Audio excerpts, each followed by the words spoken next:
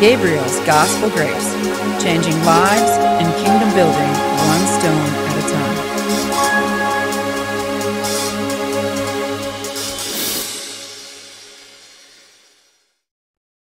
Oh, hello, and welcome to the first part of this little three-part series, all inspired by the prophetic word I was given for 2025, which is parting of the waters.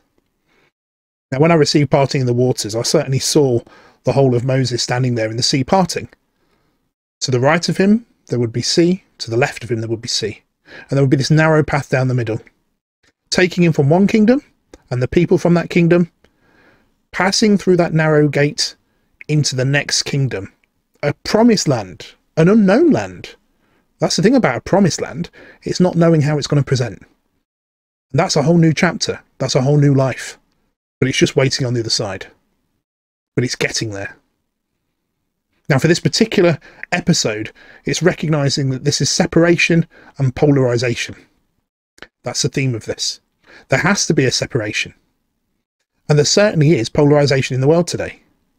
You know, ever since the pandemic and the lockdowns and the vaccines, I've never seen a time where people separated into camps or tribes and they polarized themselves. If you believe this one thing, of all the things you can believe in life, of all the things you can believe in medicine, but you either believe in taking the vaccine or not taking it. And that was enough to destroy families. Why? You see, that to me was a supernatural event. I don't think it was God inspired, but it created polarization. And then it's continued since then. So when I say a supernatural event, I mean it was an event that was foretold, but it's been the catalyst for change. And now polarization, especially over Christmas time, there are people that will have sat at the table and they will now despise and hate the person they're sitting next to. Yet up until that period, they just all agreed they had different opinions. They'd even be banter around the dinner table. Now, you have to stand in that truth. That's the word, truth. You have to be in one camp or the other. And politically we see that. Of all the times in all my years of growing up, I've never seen a time where there's such polarisation in politics.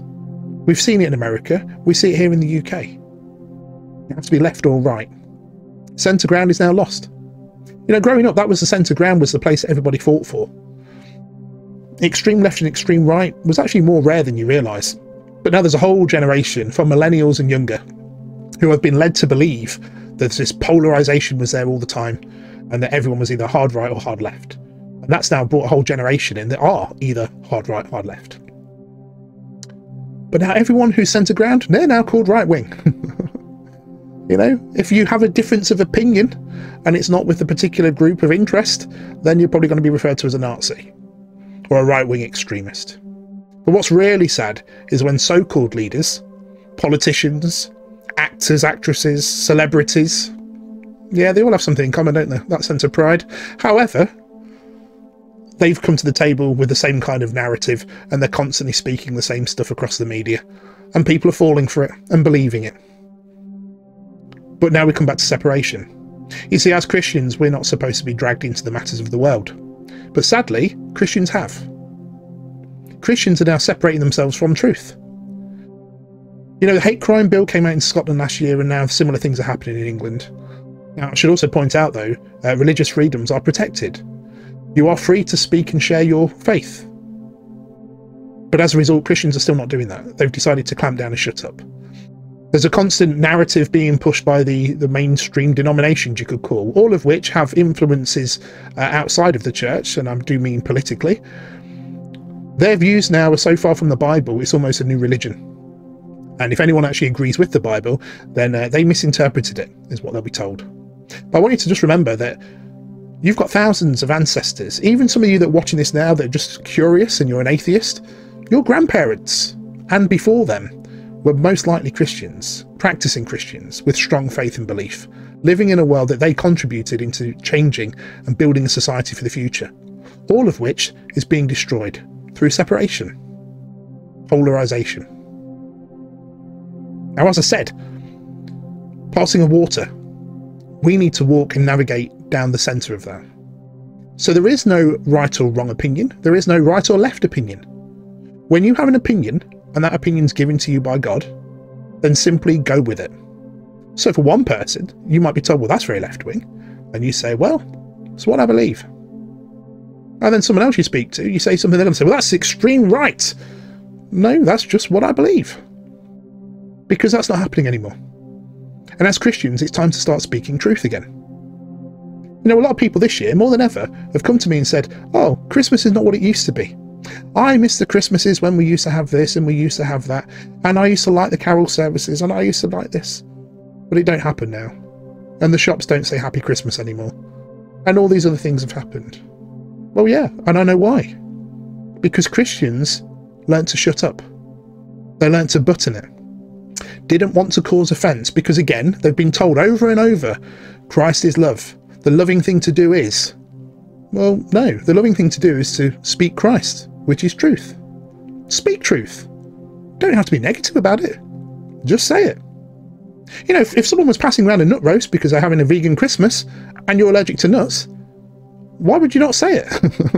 You wouldn't simply eat it. Why? You wouldn't digest something that is not actually going to be good for you personally, something that's going to cause you genuine sickness and illness, possibly kill you. So don't take it in. When people say it, you can be in a crowded room and the whole crowd agrees with it. It only takes one person, though, to speak out with truth before others go, well, actually, I think the same thing, really, but I didn't want to stand out in the crowd. Well, be like David. Slay Goliath. Stand out in the crowd. Don't be fearful. You know, be an angel to others. It's amazing, isn't it? When an angel appeared, they always had the phrase, do not fear. Well, you can be angelic by not fearing, speaking truth. Now, I don't mean go out in every situation, just start quoting the Bible at people. That's not necessary. Speak it when needed, but stop denying it. Again, we're talking about separation. You know, to get through that narrow path, that narrow gate, you have to speak truth. Let's have a look at that. Enter by the narrow gate. For wide is the gate, and broad is the way that leads to destruction. And there are many who go in by it. Because narrow is the gate, and difficult is the way that leads to life. And there are few who find it. You see, in society, things have changed because Christians are not speaking out. One thing I said is that this so-called cultural Christianity that people are saying they miss the point. It wasn't something in the religion. It's not something in the Bible. It is the fruit of a Christian society. That's the thing they miss. You know, people forget that Christians were fundamental in the development of hospitals and in education in schools. But that's because the people that were called to serve, it was their vocation. You see, that's a word still used in the Catholic faith today. People don't just grow up and get a career. Often they'll spend time with their vocations officer in the church, who will examine and pray as to what is God calling that person to be in life. So if you were called to be a protector, it might be you're being called to serve the public as a police officer, or to join the military or become a security guard. It might be you're called to care. And that can be everything from literally caring for your family all the way through to nursing. But that's not what happens today. Society takes young people, throws them through a system, and those who actually, let's say, agree and get the correct answers, it's not always about being innovative, it's about getting the right answers, they will then score high in exams, and as a result, they will then get to consult on a career. And a career is a path that's set by society. That's not a vocation set by God. So the result is, in many jobs and professions today, you could say you've got the wrong people. And I'm talking from experience. I'm talking about the choices I made in life and other people I know professionally. But when God called them, they seemed to do a U-turn or went 180 degrees in a different direction, because that was not the call God put on them. But if what I've said is true, then look at how much of our society, everything from schools through to hospitals, through to the government and other public servants in other public sector roles, how many are supposed to be there and how many are simply just doing a job? You see, God is not there anymore. God is not there because God typically works through people. The Holy Spirit moves through us. But there are less Christians in the office they're called to serve under, and instead they're in jobs and careers. And even in them jobs and careers, their faith is only there on a Sunday because of the rest of the week they're trapped in their own prison, in their own hell. Whether it's because of debts, career pressure, rules and regulations, bureaucracy, everything to keep them away from their prayer life and from their spiritual growth with God. They don't walk with Christ, they walk alone, still hoping that Christ will walk alongside them, instead of walking alongside Christ. So separation and polarisation. It's time for change. Now, I used to be a governor for a school, and I went to visit the principal, and he was giving me a tour, and I actually knew him because he was actually a former teacher of mine. But while we were there, some lads were walking down the corridor, being typical lads, and suddenly he stopped and he shouted down the corridor, "Oi, tuck your shirt in. And you, I want to see you in your shoes tomorrow, not trainers." And then he turned to me and he said, "When did I become my old headmaster?" And we just laughed.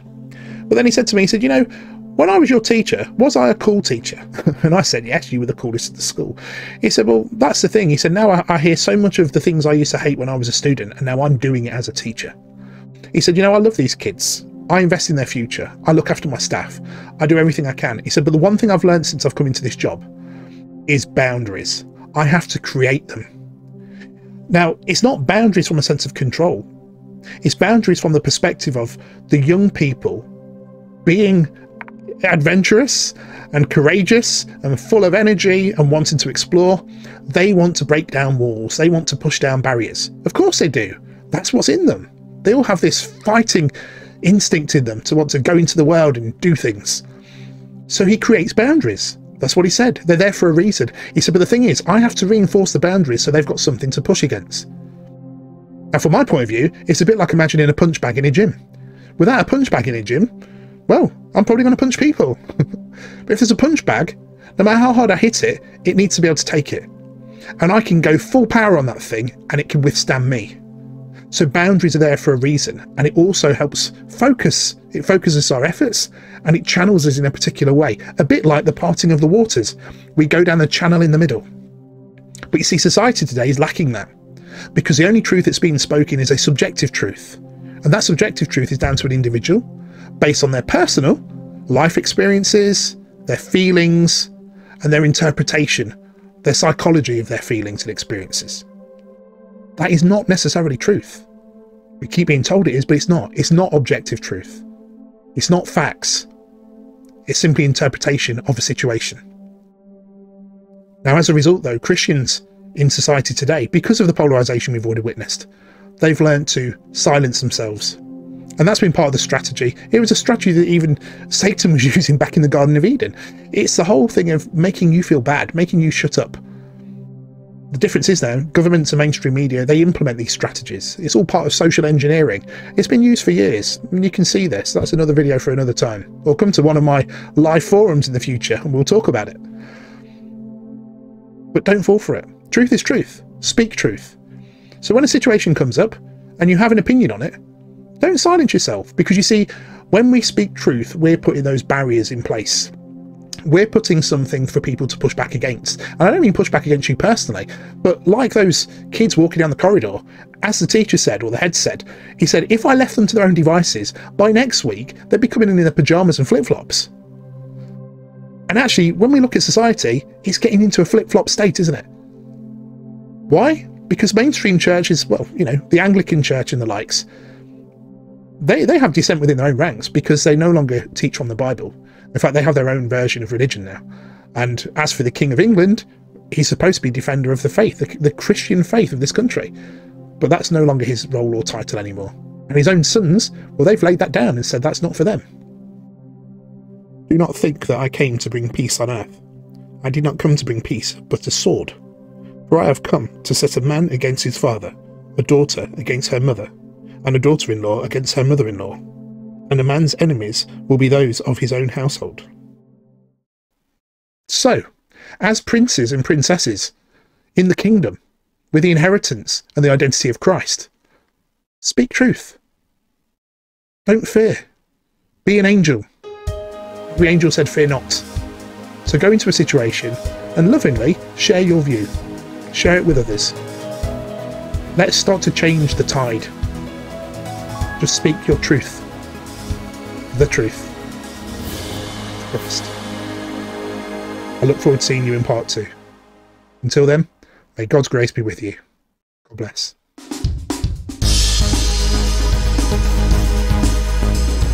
If you were blessed by this video, why not give it a like? Also subscribe to this channel and hit the bell icon to be notified of future videos.